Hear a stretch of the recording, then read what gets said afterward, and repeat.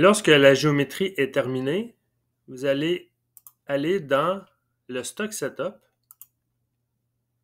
Évidemment, Tool Setting, vous mettez les options activées comme d'habitude.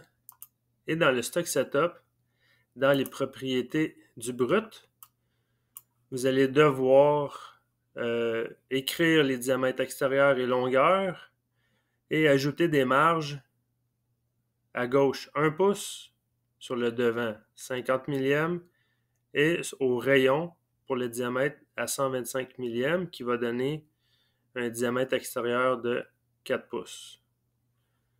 Par la suite, les mâchoires, vous allez vous tenir sur 750 millièmes dans les mâchoires.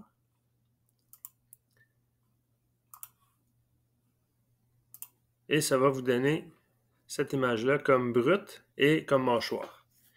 Pour les différentes opérations d'usinage, vous allez commencer par un dressage, comme normalement, comme tous les autres tutoriels, avec le OD Rough Right à 80 degrés. Vous n'oubliez pas d'activer les passes de dégrossissage pour qu'ils puissent faire quelques passes avant la finition. Vous allez dégrossir le diamètre, les diamètres extérieurs avec un lead-out de 100 millièmes plus loin. Vous allez par la suite faire la finition extérieure, également avec un lead-out de 100 millièmes plus loin. Pour le dégrossissage, vous allez utiliser le OD Rough Right comme pour le dressage. Pour la finition, vous allez utiliser un OD Finish Right à 35 degrés. Par la suite, vous allez faire un trou de centre. Ici, je vais juste vous montrer le trou de centre. Vous allez le faire avec un Center Drill 1/2. Un coup que ça c'est fait, vous allez devoir percer avec une drill de 1 pouce et quart. Et dans les paramètres, vous allez devoir activer la compensation du bout du forêt pour qu'il puisse aller 250 millièmes plus loin. Quand ça c'est fait, vous allez devoir dégrossir les diamètres intérieurs. Vous allez chaîner toute cette chaîne-là ici, mais pour l'outil, la boring bar, vous allez devoir dégrossir comme l'image ici, ce qui veut dire le diamètre ici et le diamètre ici jusqu'au fond. Vous allez également mettre un lead out de 100 millièmes plus loin et vous allez faire la finition par la suite.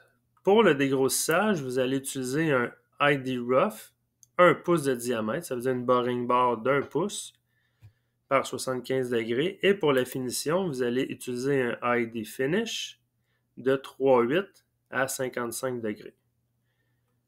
Même chose pour la finition, vous allez mettre un lead-out de 100 millièmes.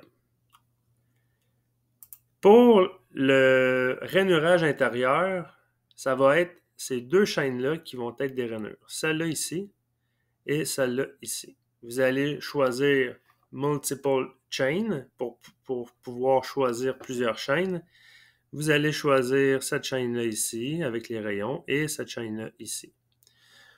À noter que pour l'outil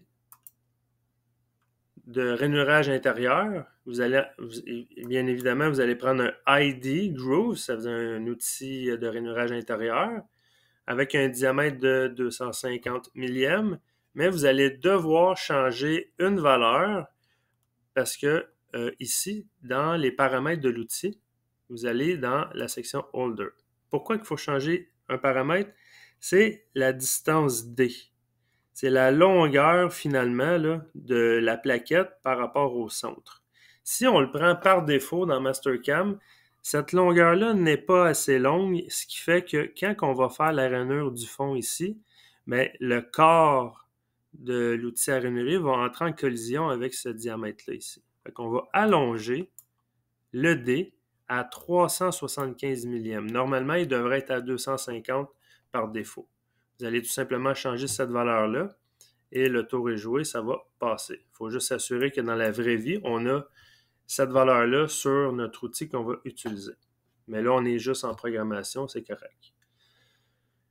Ensuite, vous allez terminer par un tronçonnage de la pièce et les opérations sont terminées par la suite. Vous allez poster votre programme, vous allez vérifier dans Vericut et le corriger au besoin et terminer avec la feuille de montage.